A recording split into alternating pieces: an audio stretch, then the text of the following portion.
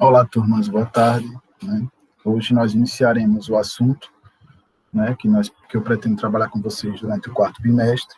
O assunto é poder, política e Estado, sendo que antes de falar sobre poder, política e Estado, eu acho interessante que nós façamos um apanhado histórico de como surge essa ideia de Estado que nós temos até os dias de hoje. Né?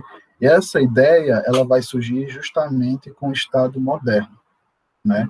E é isso que nós vamos discutir, tentar discutir um pouco hoje de como surge esse Estado moderno. Antes, porém, eu trouxe esse pequeno texto aqui para a gente poder discutir um pouco da concepção de política, né?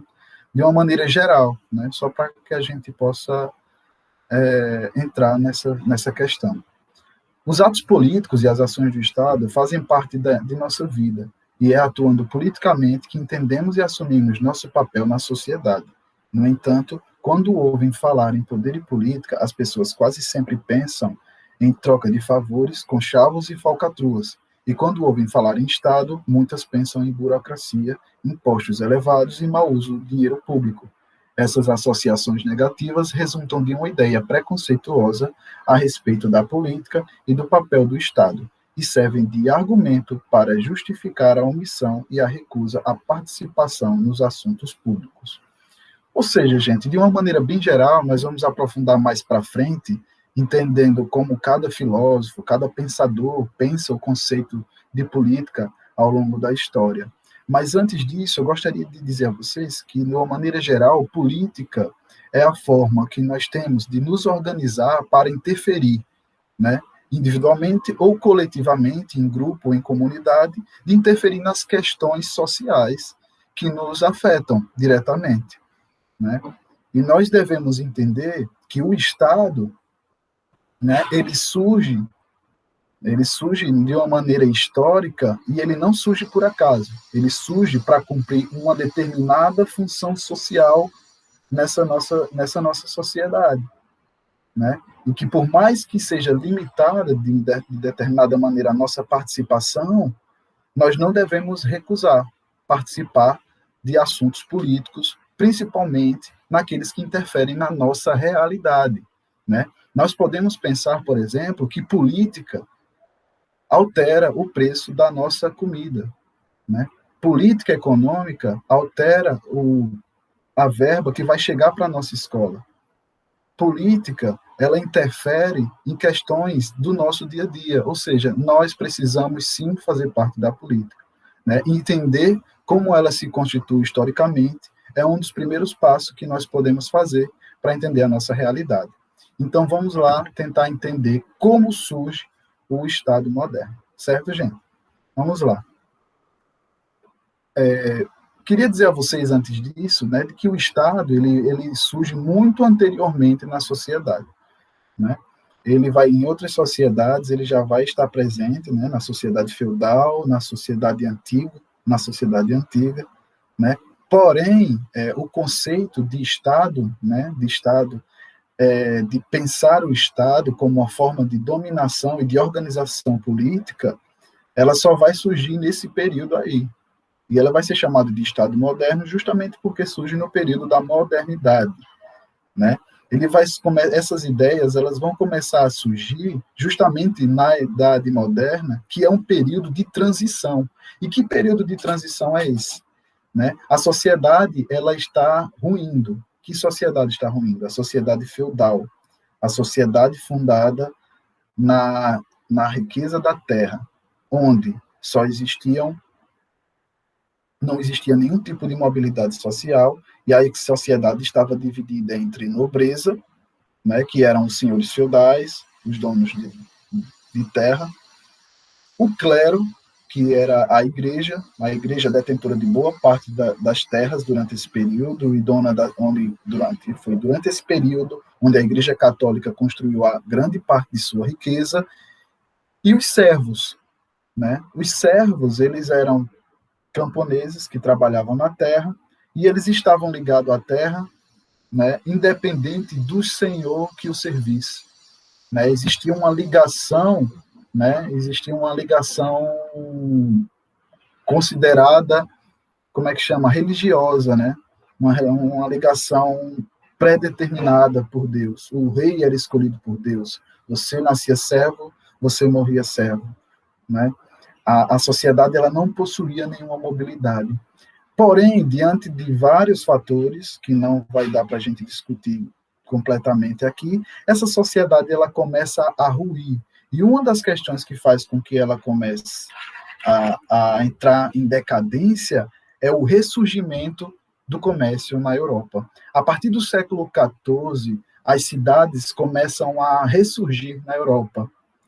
Ressurgindo as cidades, vão começar a surgir também grandes rotas comerciais, né? E esse processo de grande acumulação de mercadorias e de venda, né, vai ser conhecido como processo de mercantilismo, né? E aí a gente vai ver o surgimento e o fortalecimento de uma nova classe, né? Que classe é essa que está surgindo? E surgindo extremamente enriquecida, justamente porque é ela quem vai controlar todo o movimento de mercadorias, justamente com o mercantilismo. O nome dela é burguesia, né? E o que é o mercantilismo? O mercantilismo é justamente o processo, né, de produção de mercadorias e de levada e de distribuição dessas mercadorias por todo o país, ou por todo o mundo naquele período que era conhecido, inclusive, era a África e a Ásia, né, e a Europa. Né? Inclusive, é durante esse período, durante as grandes navegações financiadas por esse desenvolvimento do mercantilismo, que as grandes navegações vão chegar e vão descobrir as terras da América. Certo? Dessa forma, essa classe que vai surgindo, que vai se fortalecendo e se enriquecendo, ela precisa ter uma participação política, né? Ela precisa interferir na sociedade. Porém, a sociedade feudal não permitia isso. A estrutura da sociedade feudal ela não permitia essa participação de outras classes. Porém, a gente vai ter o quê? A fragilização do poder das monarquias durante esse período, que vão estar justamente se afundando cada vez mais em dívidas por conta dos seus conflitos, em busca de aumento dos seus territórios, né? Mas essa classe que vai se fortalecer vai passar a interferir no Estado, né? Ela vai passar, com a sua influência e poder e dominação, a conquistar uma participação política no Estado monárquico, né? E esse Estado que vai surgir a partir daí vai ficar conhecido como Estado absolutista, né? O Estado absolutista ele vai ser justamente, né, um Estado, digamos assim, misto, né? A gente vai ter um enfraquecimento da nobreza, essa nobreza endividada vai recorrer à burguesia enriquecida, e em troca disso ela vai permitir que a burguesia tenha uma participação política, né?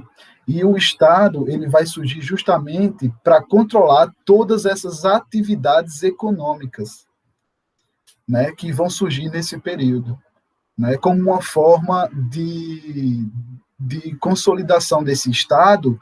A gente vai ter o quê? A formação do Estado-nação, né? Essa ideia de nação, de nacionalidade que nós temos, né, por exemplo, do Brasil, né, todos somos brasileiros, né, do francês, do norte-americano, lá nos Estados Unidos, do mexicano, do espanhol, né? Isso não existia durante o período feudal e durante boa parte da história da humanidade. Essa ideia de Estado-nação ela vai surgir justamente nesse contexto de expansão do mercantilismo no século XIV, né? Porque, com a participação da burguesia no Estado, ela vai centralizar o poder na mão de um monarca, mas que quem vai controlar o poder econômico será ela. E isso vai ser percebido na consolidação do Estado-nação. E para que serve o Estado-nação? Com o Estado-nação, agora, a burguesia ela pode expandir o seu mercado, porque a gente vai ter também uma centralização do poder militar, né? A criação do Exército Nacional, né?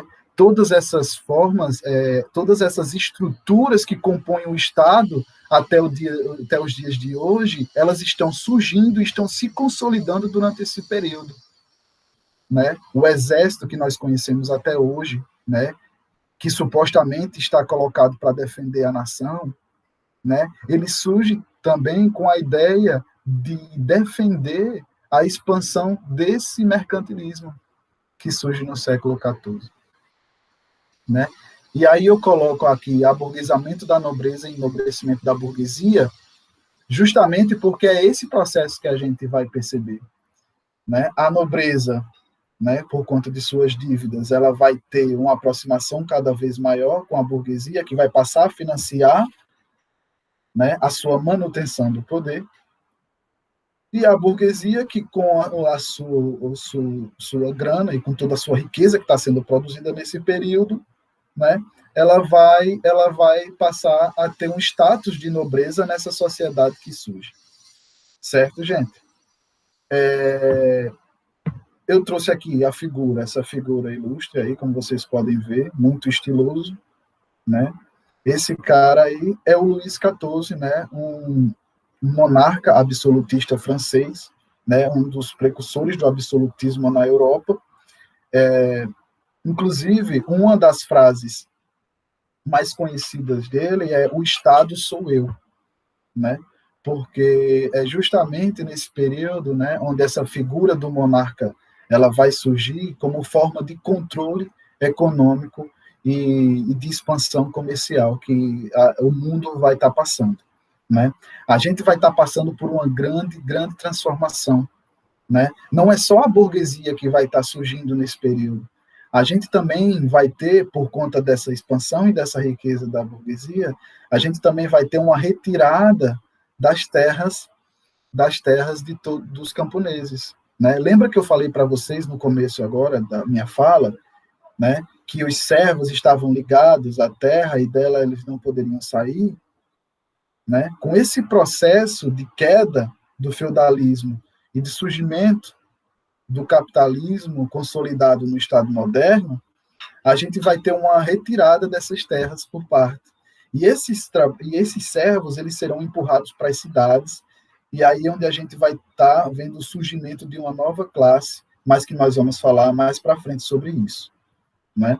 Bom, então, diante disso, as características que eu queria reforçar para vocês de surgimento, né, do Estado moderno é